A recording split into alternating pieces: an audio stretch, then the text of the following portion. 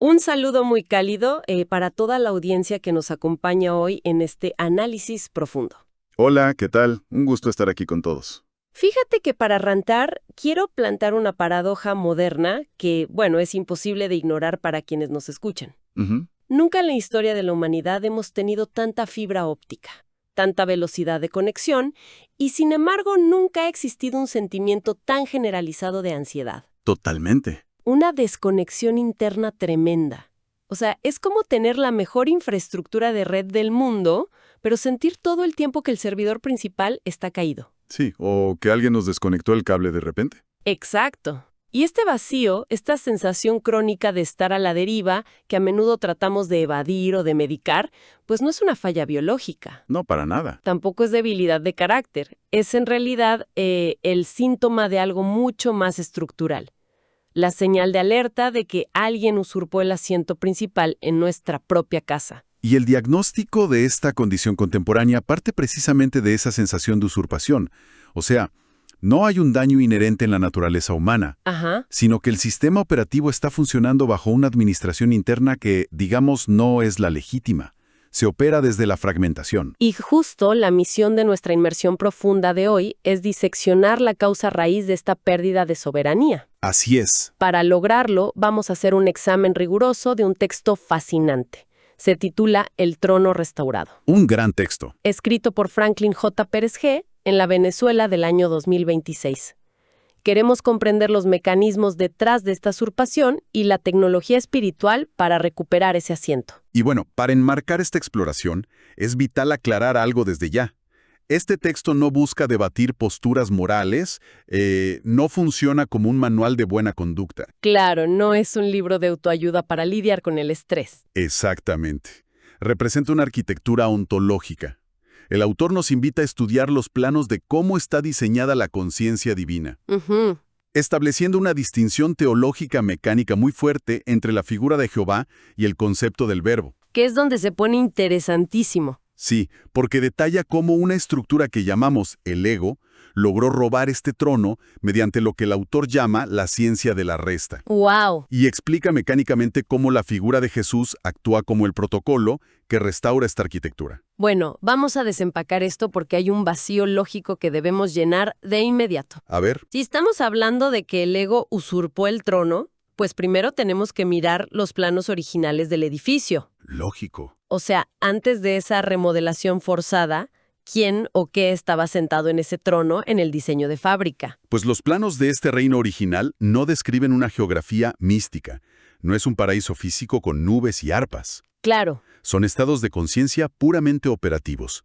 Y el texto fundamenta esta arquitectura en la Trinidad Divina. Que supongo se entiende como una estructura de 3 pilares, ¿no? Exacto. 3 pilares interconectados. El primero es la fuente, o el Padre. Y esto debe entenderse como el origen inmanifestado, El vacío fértil. tal cual. Es la potencia pura, silenciosa, de la que emana absolutamente todo, pero que en sí misma permanece inmóvil y sin emitir juicios dualistas. O sea, para quienes nos escuchan y les gusta la tecnología, sería como el código fuente inalterable de un programa. Me gusta esa analogía. El sustrato del que nacen todas las aplicaciones. Y si continuamos con ese modelo, el segundo pilar es el Santo Espíritu. Y aquí el texto desmantela por completo la visión tradicional. La visión de una deidad caprichosa. Esa misma, la idea de un Dios que castiga o premia según su humor. El autor lo redefine como leyes espirituales inmutables. ¡Wow! Ok.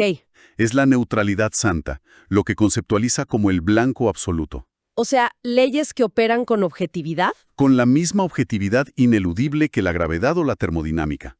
Sostienen la realidad sin el ruido del juicio humano. Entiendo. ¿Y el tercer pilar? El tercer pilar es el verbo, o la esencia interna. Y esta es la conciencia pura, la verdad que habla por sí misma. Ujú. Es la inteligencia creativa, que da forma y estructura a la vida. Muy respaldado en el texto de Juan, que declara que en el principio era el verbo. Y fíjate que toda esta terminología teológica tiene un paralelo directísimo en la psicología profunda. ¿Así? Sí, si miramos el trabajo de Carl Gustav Jung, encontramos ecos idénticos de esta esencia o de este verbo en su concepto del self. El sí mismo. Exacto, el sí mismo. Jung postulaba que existe un centro regulador en la psique que trasciende por completo al yo ordinario. Un arquetipo de totalidad. Precisamente, para la psicología analítica, alcanzar la salud mental no es inflar la personalidad que le mostramos al mundo. Sino alinearse. Así es, alinear la conciencia diaria con este centro directivo superior.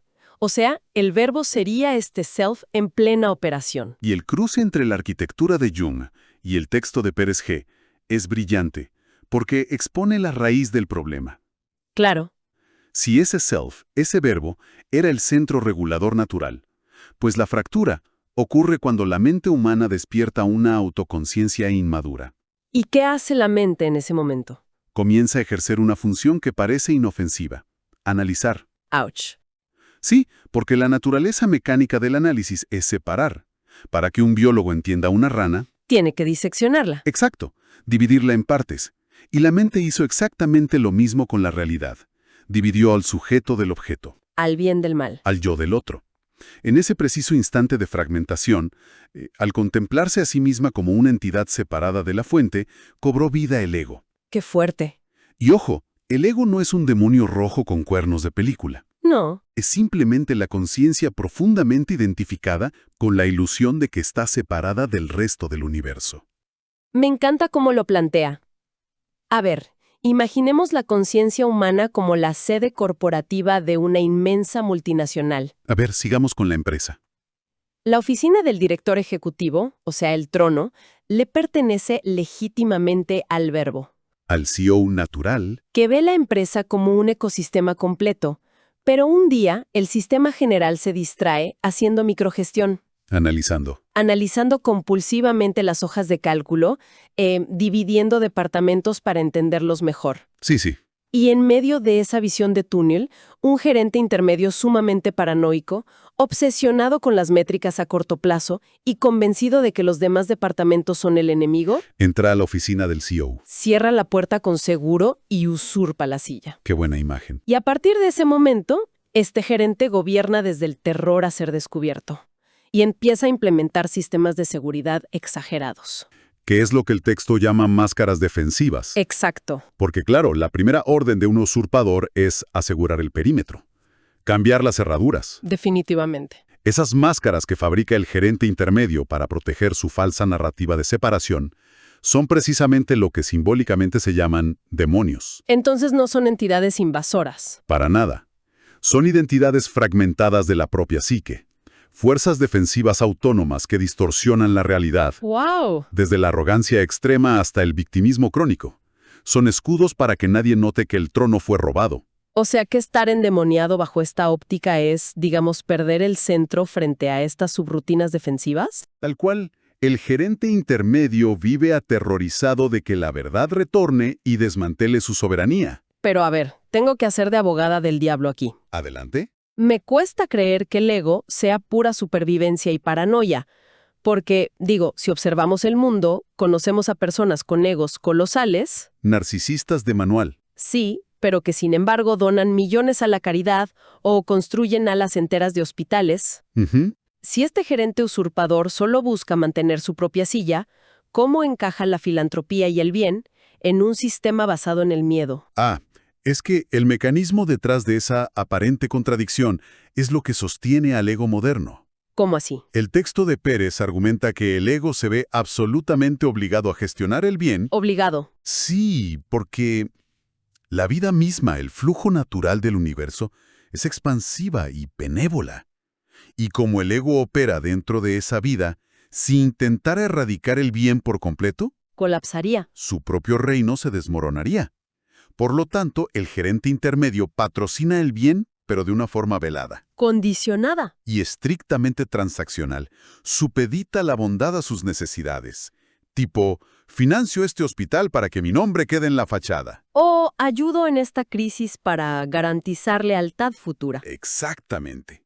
Psicológicamente, esto es un reflejo de lo que Donald Winnicott denominó el falso self. Claro, el falso self. Una adaptación de la personalidad que aprende a exhibir una versión socialmente impecable del bien únicamente para proteger un núcleo aterrorizado. Y me imagino que las teorías de Aaron Beck sobre las distorsiones cognitivas encajan perfecto aquí. Perfecto.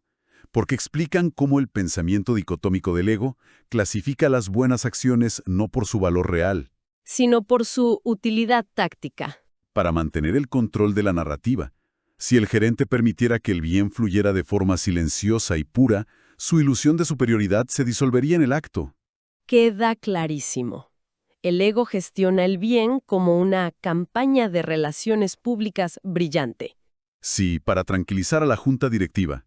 Pero bueno, esto abre un vacío lógico monumental en nuestra línea de tiempo ontológica.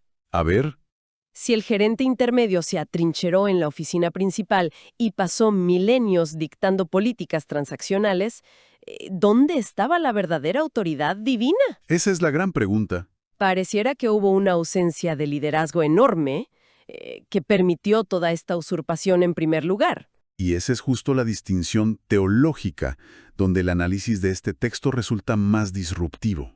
Cuéntame. Lo fascinante aquí es que, durante esos milenios de usurpación, la figura de Jehová no habitaba la esencia interna del ser humano. ¡Wow! El gerente intermedio ocupaba el interior. Jehová funcionaba estrictamente como un intermediario, una mente divina externa. O sea, un organismo regulador operando desde afuera del edificio. Totalmente.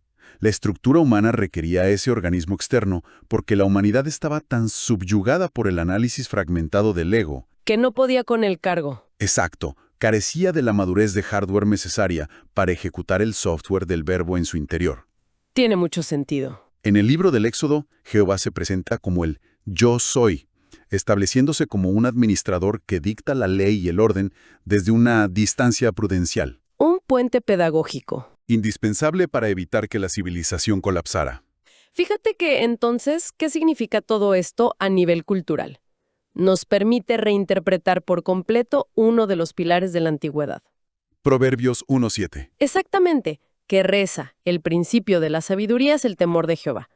Bajo este nuevo lente, ya no se trata de un terror paralizante frente a un castigo divino. No, para nada. Se transforma en el reconocimiento objetivo de que existe una auditoría externa. Es aceptar que hay un ente regulador superior auditando los procesos. La sabiduría de saber que el gerente intermedio no es el dueño del universo.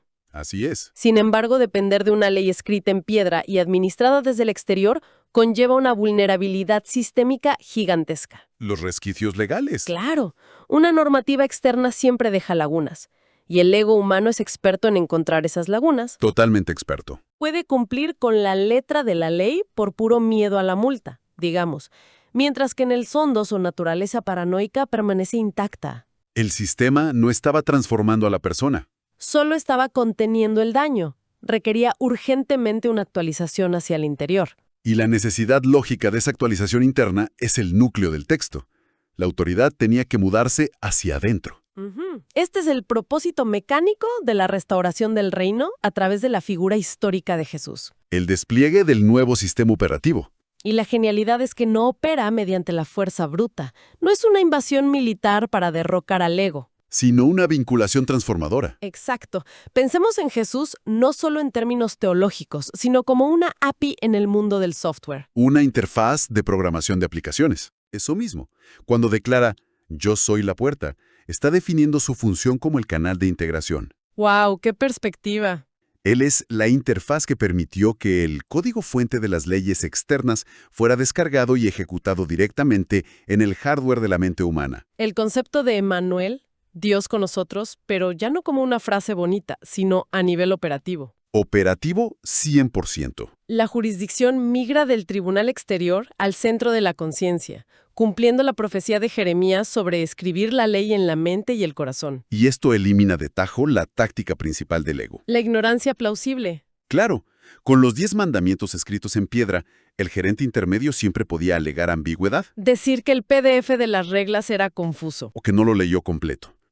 Pero en el instante en que el verbo empieza a emitir directrices desde el núcleo de la conciencia, el blanco absoluto resuena sin filtros. Se acaban los pretextos legales para justificar el egoísmo. Esa imposibilidad de justificación nos lleva directamente a la validación práctica de este nuevo sistema. Vamos a ver eso porque si el verbo ya opera internamente, resulta imperativo observar cómo difiere en tiempo real de la gestión del ego. Y el texto expone 2 escenarios de prueba magistrales en la vida de Jesús, contrastando la ciencia de la resta del ego contra la ciencia de la multiplicación de la esencia. Vamos a desgranar esas pruebas de estrés. ¿Cómo reacciona este nuevo sistema bajo presión extrema? La primera gran prueba ocurre durante las tentaciones en el desierto. Ajá. Y ojo, el tentador no es un ser místico, es la personificación de la estructura de supervivencia separada. Este ente intermedio intentando retener el control. Exacto. Y le ofrece a la interfaz recién instalada 3 elementos que fundamentan la resta. Primero, convertir piedras en pan. ¿La gratificación física inmediata? Priorizar el confort sobre el propósito.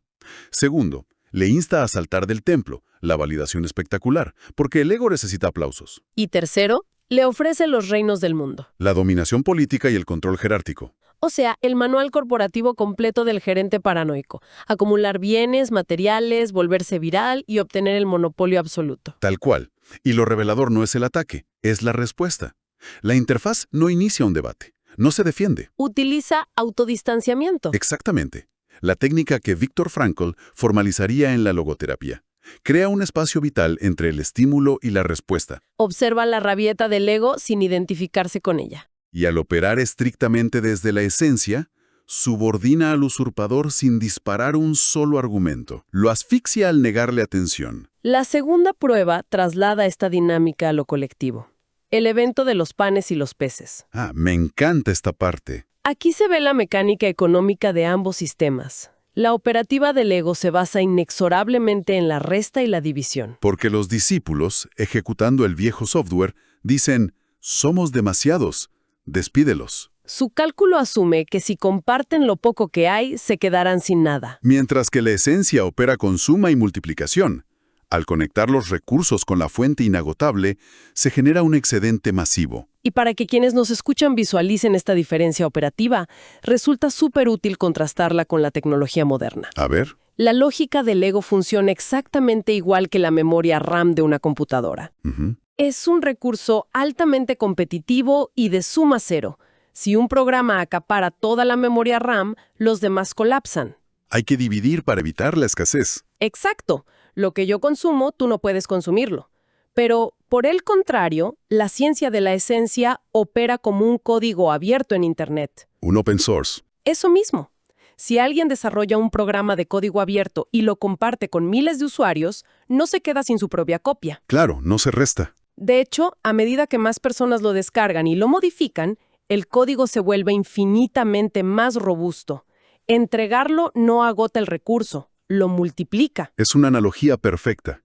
Y la ciencia moderna respalda esto a través de la psicología positiva. ¿Sí? Sí, la doctora Barbara Fredrickson, con su teoría de ampliar y construir, demostró empíricamente que las emociones derivadas del miedo generan visión de túnel. Estrechan el enfoque. Forzando la mente a elegir únicamente entre luchar o huir, igual que el cálculo de los discípulos. ¡Wow!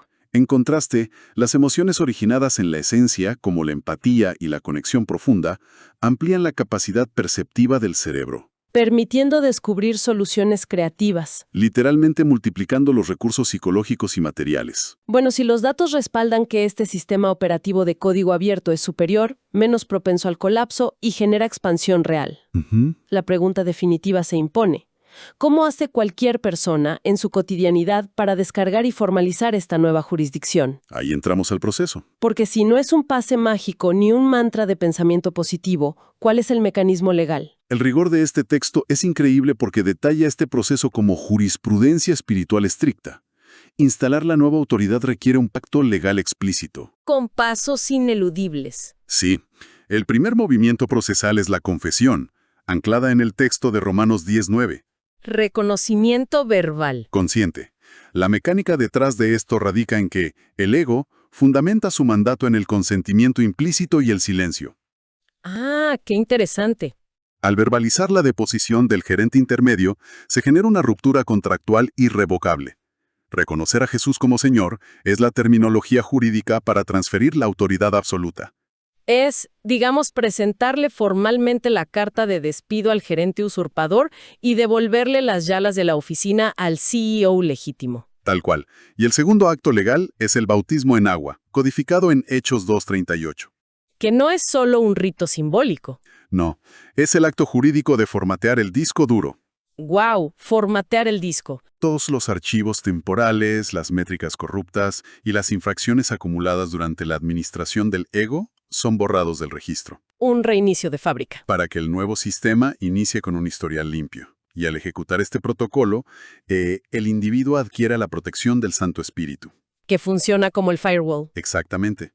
Esas leyes inmutables de las que hablamos al inicio, el blanco absoluto, dejan de ser un tribunal externo para convertirse en el muro de protección definitivo. Revisar estos pasos bajo la lupa del derecho y la tecnología transforma por completo su significado. Totalmente. Dejan de ser tradiciones vacías para convertirse en los términos y condiciones que el usuario firma voluntariamente para autorizar la actualización crítica del sistema. Y la conclusión que destila todo este andamiaje ontológico, pues aterriza con muchísima fuerza en nuestro presente. Sin duda. Porque toda la epidemia de agotamiento crónico, la ansiedad paralizante y la hiperfragmentación que ahoga a la sociedad hoy, no es el problema real. Son meras alarmas en el panel de control. Alarmas indicando que se intenta forzar la administración de la vida usando la ciencia de la resta y la competencia del ego. Son indicadores de un error de compatibilidad. Exacto. La propuesta subyacente es auditar continuamente el trono interno al tomar decisiones cotidianas. Preguntándose objetivamente si el movimiento surge del terror a perder una cuota de RAM o si fluye desde la lógica de código abierto de la esencia. Ese es el trabajo de todos los días. Y para dejar una provocación intelectual que, siga resonando en la mente mucho después de apagar este audio, quiero que consideremos una idea un poco perturbadora. A ver, suéltala. Si hemos evidenciado mecánicamente que el gerente intermedio, o sea, el ego, tiene la capacidad táctica de gestionar el bien de manera transaccional, invirtiendo en filantropía y causas nobles única y exclusivamente para mantener su imagen pública y no perder la silla. Sí. ¿Qué porcentaje de lo que la cultura moderna premia con aplausos bajo etiquetas como altruismo extremo o responsabilidad corporativa es en el fondo frío de su código la campaña de relaciones públicas más brillante diseñada por un ego aterrorizado? Qué pregunta tan fuerte. Quizás la próxima vez que seamos testigos de una campaña multimillonaria de bondad televisada, convenga preguntarse si estamos viendo la pura esencia multiplicadora o al gerente usurpador pagando la póliza de seguro de su trono. Te deja pensando, definitivamente. Pues agradecemos enormemente a nuestra audiencia por acompañarnos a lo largo de esta inmersión profunda. Ha sido un recorrido necesario para desentrañar los planos de nuestra propia arquitectura interna. Ha sido un verdadero placer. Invitamos cordialmente a quienes nos escuchan a suscribirse al canal para no perderse futuras publicaciones. Esta suscripción es la mejor forma de asegurar que podamos seguir desempacando juntos estos textos fundamentales. Hasta la próxima entrega.